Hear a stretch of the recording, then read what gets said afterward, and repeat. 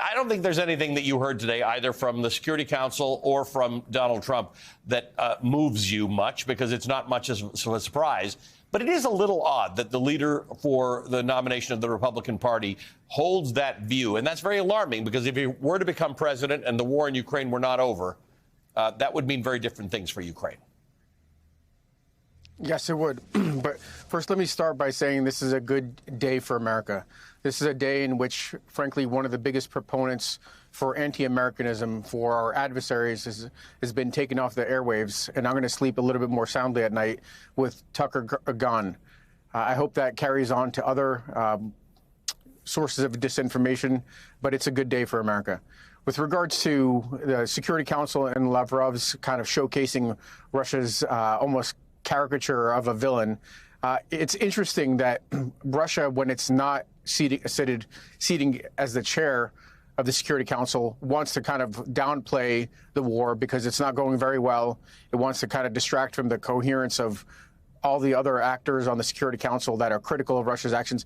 But when it takes the reins, it attempts to drive its own narrative and gets drubbed, soundly criticized by basically all the speakers. And it's pretty amazing that Russia is kind of propelling itself and this absurd war back into the headlines, kind of seizing the airwaves and, again, demonstrating it's a bad actor and, frankly, an ineffective actor at trying to spread its narrative. With regards to Donald Trump, it was a perfect phone call. It was a perfectly awful phone call. It was a phone call that damaged the U.S. national security, potentially sowed the seeds of this war all the way back in 2019. It planted the seeds in Vladimir Putin by making Ukraine radioactive as a vulnerable target for a war where Russia was looking for any and every opportunity to draw Ukraine back into its orbit. So it was pretty awful. And this is a president that doesn't learn. He's notoriously a kind of a unlearning being, repeating the same kind of inane rhetoric.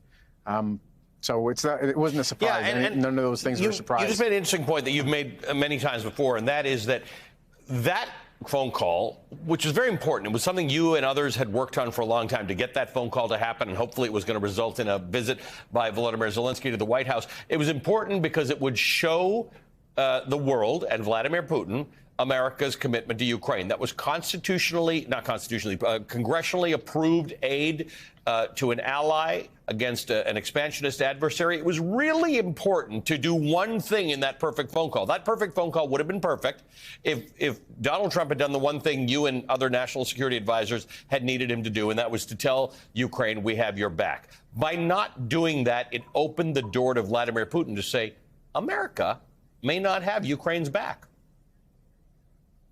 I think it's that plus the fact that, in fact, Ukraine became radioactive for the remainder of the Trump administration. It was hands off because of the ongoing impeachment hearings. It became radioactive for the beginning of the Biden administration, and because the Bidens didn't necessarily want to open the door for criticism and all this kind of drawing back out this, kind of false Hunter Biden corruption narrative. So it just made Ukraine look quite vulnerable. And on top of the fact that, President Trump precipitated a January 6th insurrection, the U.S. looked distracted and weak, and Ukraine was radioactive. It was a prime opportunity for Putin to try to act. And the fact that the president doesn't at this point, doesn't recognize how his actions contributed to probably the most perilous geopolitical conditions to the U.S. in decades is shocking. It should be an automatic disqualifier. Instead, this man doubles down, keeps repeating, perfect phone call, perfectly corrupt phone call, I would say. Interesting, because Mark Levin, it seemed to me, when interviewing Donald Trump, was trying to throw him a line. He was trying to give him some sense, because Donald Trump keeps talking about how he'd have been he'd have managed international affairs better, and he'd be better with world leaders. And Trump just wouldn't take success on that one. He kept doubling down on how he's chummy with dictators. Yeah, it's pretty amazing. It was supposed to be a layup.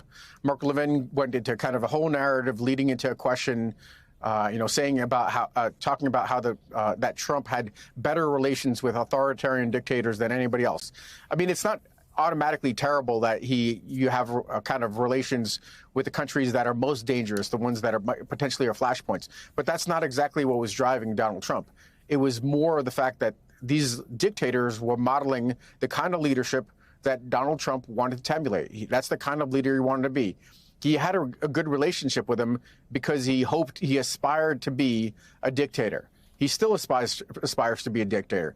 He said in his remarks that he enjoyed a lack of accountability that Nixon faced back in the 70s, in 72. And it's shocking that, this man wants to be unencumbered, to be able to pursue any and every corrupt activity that he could imagine. And he thinks that's good leadership.